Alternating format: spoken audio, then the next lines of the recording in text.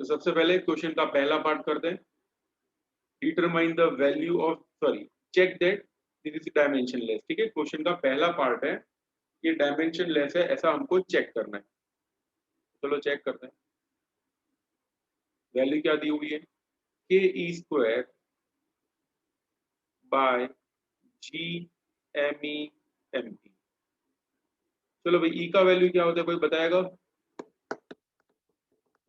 ई क्या होता है?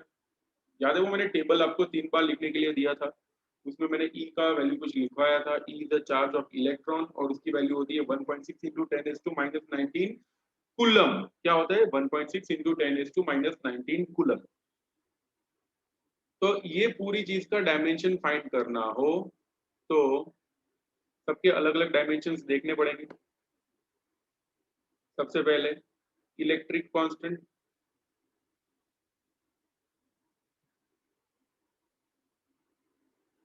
के का डायमेंशनल फॉर्मूला लिख रहा हूँ। ये होता क्या है, के इज न्यूटन मीटर स्क्वायर पर कूलम स्क्वायर। याद रखना, के इज न्यूटन मीटर स्क्वायर पर कूलम स्क्वायर। सबका डायमेंशनल फॉर्मूला लिख दे तो न्यूटन का होता है m1 L1 T-2, metre square का होगा L2, कूलम्ब स्क्वायर का होगा A1 T1, कूलम का A1 T1 का स्क्वायर। ये कूलम का A1 T1 कैसे आया वो बताता हूँ। याद करो, 10th स्टैंडर्ड में आप लोगों ने कहीं पे ये पढ़ा था, Q is equal to IT। याद आ रहा है किसी को ऐसा? या फिर current is defined as charge passing per unit time, ये याद आ रहा है किसी को? Electric current is defined as charge passing per unit time. ठीक है, ये आप लोगों ने पढ़ा था, और ये भी पढ़ा था Q is equal to IT। चलो भाई, रिदम को याद आ गया, यानी समझ रहा हूँ आप लोगों ने 10th में थोड़ा बहुत पढ़ा ही होगा। यस, तो Q का अगर मैं डायमेंशनल फॉर्मूला निकालता हूँ, चार्ज का डायमेंशनल फॉर्मूला, तो वो क्या होगा? करंट का डायमेंशनल फॉर्मूला वो होता है एम्पियर, और टाइम का होता है T1। ठीक है, इसीलिए मैंने कूलम स्क्वायर का लिखा A1 T1, और यहाँ पे स्क्वायर था इसलिए यहाँ पे स्क्वायर लिख दिया। डाउट है किसी को अभी? न्यूटन का तो मैंने डायरेक्टली लिखा हुआ ये। तो ये है, अब ये बनेगा dimensional formula, this will become m1L3T-4A-2। This is the dimensional formula of electric constant. Okay, उसके बाद है E, यानी चार्ज ऑफ इलेक्ट्रॉन। ये तो सिर्फ चार्ज है, तो चार्ज का डायमेंशनल फॉर्मूला क्या होता है? कूलम। कूलम का क्या होगा? It is A1 T1। तो ऊपर की दो चीजों का डायमेंशनल फॉर्मूला मैंने लिख दिया। अब थर्ड लिख रहा हूँ नीचे डिनोमिनेटर का,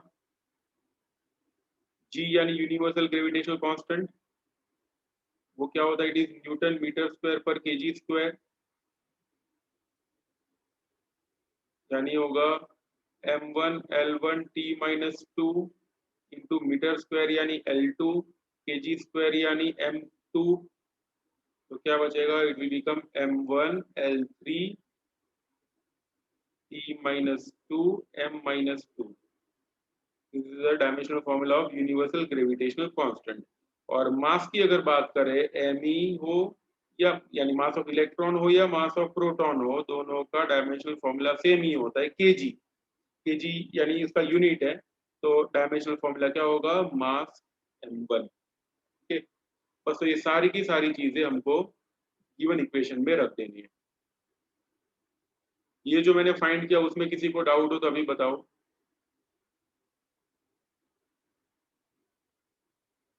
है किसी को कोई डाउट? जो भी डायमेंशनल फॉर्मूला मैंने लिखे उसमें वो तो बता दो, मैं वापस एक्सप्लेन करूंगा।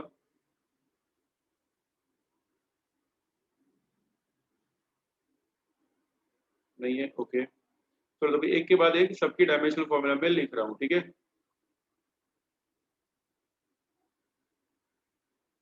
इट विल बी m-1 इन जी। देख लेते हैं, m-1 इन जी। यस, परफेक्ट कृष्णा, m-1 आएगा इधर, बिकॉज m2 नीचे से ऊपर आया, m-1 ही होगा। दैट इज माय मिस्टेक, यहाँ पे m-1 होगा।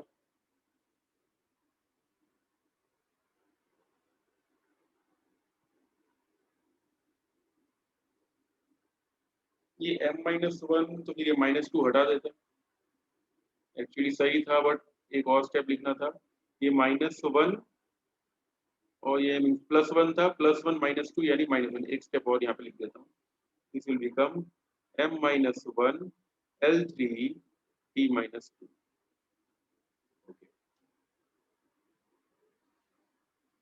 चलो अभी अभी वैल्यू सबकी रख रहा हूँ। सबसे पहले k का डायमेंशनल फॉर्मूला ये है k, और k का डायमेंशनल फॉर्मूला है ये रहा। ओके, वैल्यू रखते हैं,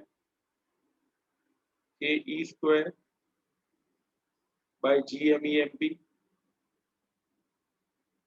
ये पूरे का डायमेंशनल फॉर्मूला, यानी पहले k का डायमेंशनल फॉर्मूला ये जो रेड दिख रहा है वो लिखूंगा, m1 L3 t-4 k-2, तो ये रेड वाला हो गया, मल्टीप्लाई बाय e का स्क्वायर, e कितना है यहाँ पे, e,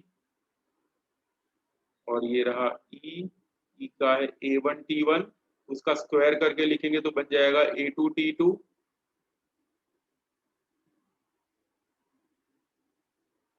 divided by g is a universal gravitational constant,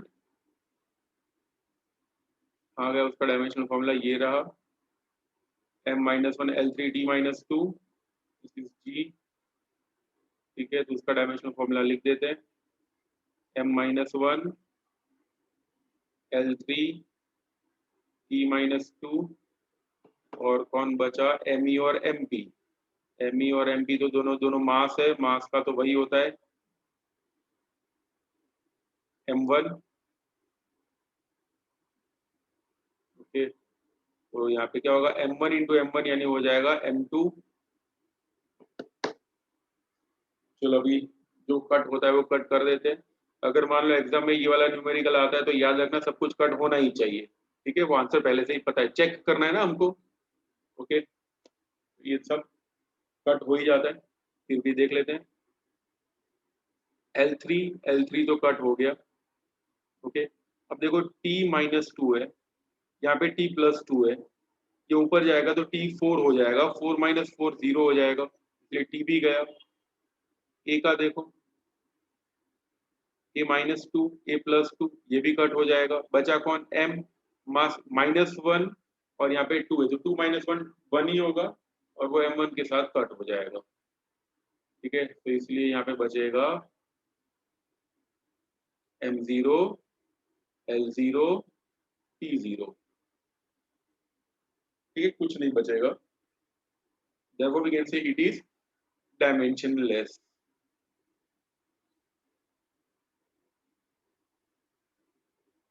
ठीक है, तो ये था क्वेश्चन का पार्ट 1। फिर हमको टेबल देख के कॉन्स्टेंट्स की वैल्यू फाइंड करनी है, ठीक है, ये जो रेशियो है उसका वैल्यू फाइंड करना है। सबसे पहले बताओ इसमें किसी को कुछ डाउट है?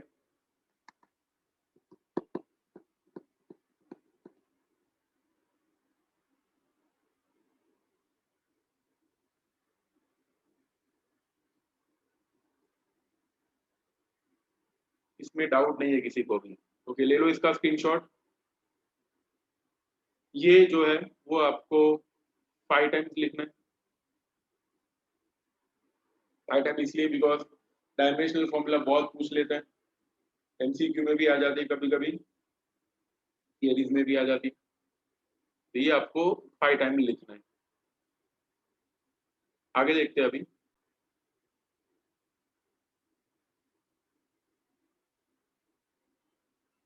चलो इसका पार्ट बी क्या कहता है, look up the table of physical constants and determine the value of this ratio, ठीक है, ये रेशियो का वैल्यू फाइंड करना है। क्वेश्चन क्या है कि ई स्क्वायर बाय GMEMP क्या होगा, k का वैल्यू होता है 9 × 10⁹, e का वैल्यू होता है 1.6 × 10⁻19 का स्क्वायर, बाई g का वैल्यू होता है 6.67 × 10⁻11, मास ऑफ इलेक्ट्रॉन होता है 9.1 × 10⁻31, मास ऑफ प्रोटॉन होता है 1.6 into 10⁻⁻27। All the best, calculate कर लेना, जो भी वैल्यू आएगा it will be around 2.2 into 10⁻39।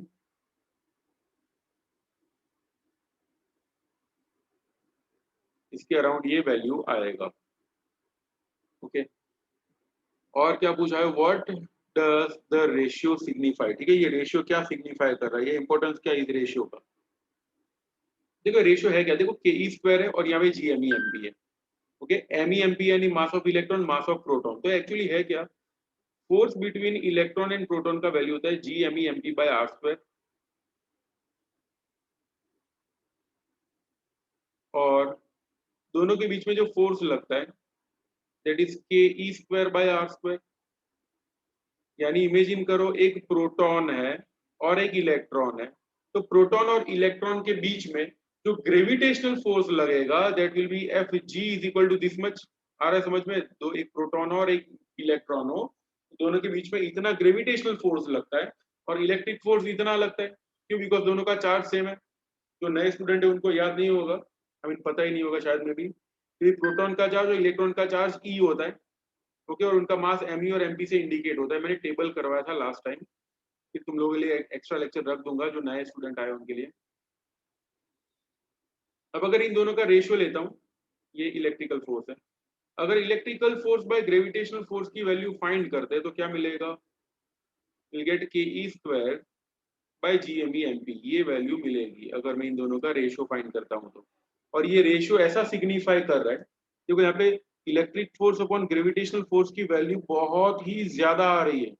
कितना है, 2.2 इंटू 10⁻39। इसका मीनिंग ये होगा that electric force gravitational force से बहुत ही ज्यादा होता है। यानी अगर दो प्रोटॉन, एक इलेक्ट्रॉन और एक प्रोटॉन के बीच में जो ग्रेविटेशनल फोर्स लग रहा है उसकी कंपैरिजन में इलेक्ट्रिक फोर्स बहुत ज्यादा होता है। ठीक है, वेरी वेरी लार्ज होता है। ठीक है, ये ऐसा रेशियो सिग्निफाई कर रहा है।